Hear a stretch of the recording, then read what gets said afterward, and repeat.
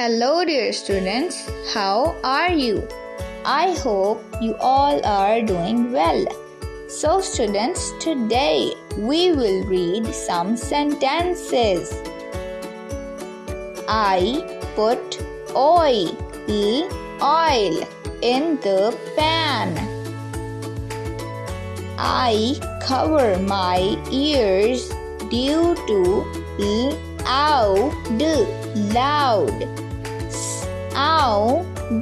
sound. The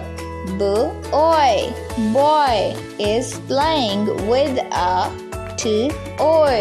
toy. The brown cow is in the field. I hope you guys love reading these sentences. Keep learning and keep growing. See you soon.